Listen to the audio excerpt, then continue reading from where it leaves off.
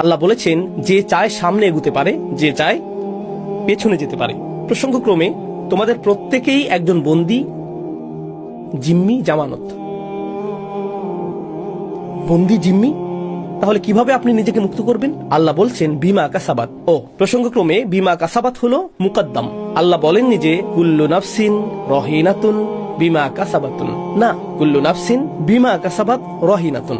প্রত্যেক ব্যক্তিকে জিম্মি করে রাখা হয়েছে, জামানত হিসেবে আটকে রাখা হয়েছে। শুধুমাত্র কিসের বিনিময়ে মুক্তি প্রদান করা হবে?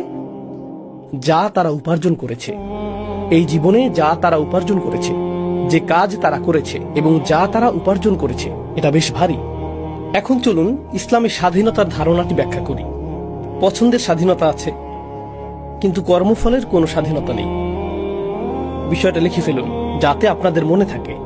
শেষ আয়াতটি ছিল পছন্দের স্বাধীনতা বিষয়ক। এটা কর্মফলের স্বাধীনতা নয়।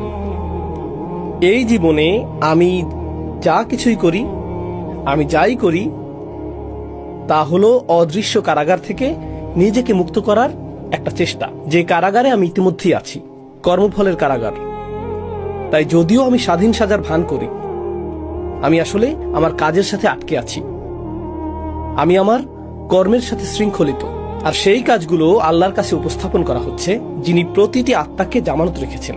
হয় আমাদের করা সেই পরিশোধগুলো নেতিবাচক পরিশোধ, অথবা সেগুলো ইতিবাচক পরিশোধ। তো একটি ভালো কাজ হলো ইতিবাচক পরিশোধ, একটি খারাপ কাজ হলো নেতিবাচক পরিশোধ। একটি ভালো কাজ হলো একটি ইতিবাচক পরিশোধ। আসলে আমাদের প্রত্যেকেই ইতিমধ্যেই কারাগারে আছি, এবং একমাত্র জিনিস যা আমাদেরকে এই কারাগার থেকে মুক্ত করবে তা হলো আমরা এই জীবনে যা করি, এই জীবনে আমরা যা উপার্জন করি। বিমা কাসাবাত রহিনা। তো পূর্ববর্তী আয়াতে আমি আমার পছন্দের জন্য সম্পূর্ণ দায়ী, এবং এই আয়াতে এই জীবনে আমি যা কিছু উপার্জন করি তার জন্য আমি সম্পূর্ণরূপে দায়ী।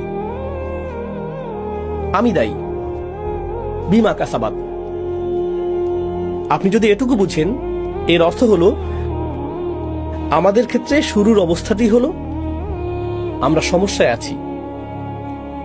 বাস্তবতা এটা নয় যে আমরা ঠিক আছি, বাস্তবতা হলো আমরা সমস্যায় আছি, এবং সমস্যা থেকে বেরিয়ে আসার একমাত্র উপায় হলো ক্রমাগত পরিশোধ করতে থাকা। আর আল্লাহ একমাত্র যে পরিশোধ গ্রহণ করবেন তা কি?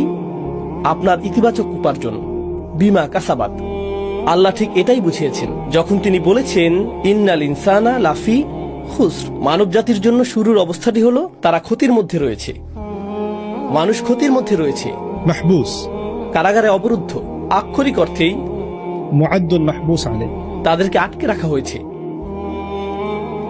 অবস্থা যদি তাই হয়, একজন মুসলিম হয়তো অন্য কাউকে দেখে যে নিজেকে স্বাধীন মনে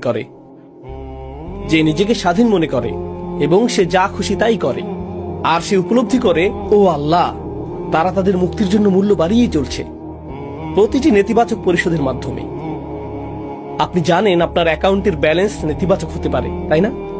যখন আপনার অ্যাকাউন্ট ব্যালেন্স নেগেটিভ 20,000 আর আপনি 20,000 টাকা জমা করলেন, তখন কি হয়ে যায়? শূন্য। মুক্তির জন্য আপনাকে 1 লাখ টাকা জমা করতে হবে, কিন্তু আপনি ইতিমধ্যেই নেতিবাচক 2 লাখে আছেন। আর তারপর আপনি নেতিবাচক 4, নেতিবাচক 6, নেতিবাচক। ও আল্লাহ, এমন হতে পারে যে মুক্তি পাওয়ার জন্য পরিশোধের পরিমাণ হয়তো খুব সামান্য ছিল, কিন্তু সমস্যা হলো আপনি নেতিবাচকের দিকে অনেক দূর চলে গেছেন। বুঝতে পারছেন? তো এখন আপনি আর 10 টাকার দায়বদ্ধ নন, বরং আপনি 10 কোটি 10 টাকার দায়বদ্ধ, তাই না? আল্লাহ সেই লোকদের জন্য কি করেন যারা আল্লাহর কাছে ব্যাপকভাবে ঋণী এবং তাদের জামানত অনেক বিশাল। শুধু তওবা করো, আমি সব মুছে দেব, আমি শুধু শূন্য দিয়ে গুণ করে দেব। বস্তুত যদি এটি নেতিবাচক দিকে 10 কোটি হয়, আমি এটিকে ইতিবাচক দিকে 10 কোটি বানিয়ে দেব, যদি শুধু তওবা করো। একটি জিনিস, একটি তওবা। শুধু আন্তরিকভাবে আল্লাহর দিকে ফিরে আসুন, আপনি মুক্ত। আল্লাহর দিকে ফিরে আসাই আমাদের স্বাধীনতা, এবং এটি শুধু আখিরাতের স্বাধীনতাই নয়, চূড়ান্তভাবে এটি তো আখিরাতের স্বাধীনতা বোঝাই, কিন্তু আমার যুক্তিতে এই আয়াতটি দুনিয়ার ক্ষেত্রেও প্রযোজ্য। প্রত্যেক ব্যক্তি তার কৃতকর্মগুলো দ্বারা জিম্মি হয়ে আছে। মানুষ মদ্যপানের কাছে জিম্মি হয়ে আছে, মানুষ যৌন আসক্তি দ্বারা, পর্নোগ্রাফি দ্বারা জিম্মি হয়ে আছে, মানুষ মাদকের কাছে জিম্মি হয়ে আছে, মানুষ সময়ের অপচয় দ্বারা জিম্মি হয়ে আছে। তাদের দোষ যাই হোক, তাদের অপরাধ যাই হোক, তারা সেটার দ্বারা জিম্মি। তারা এর মধ্যে নিজেদেরকে নিমজ্জিত রেখেছে।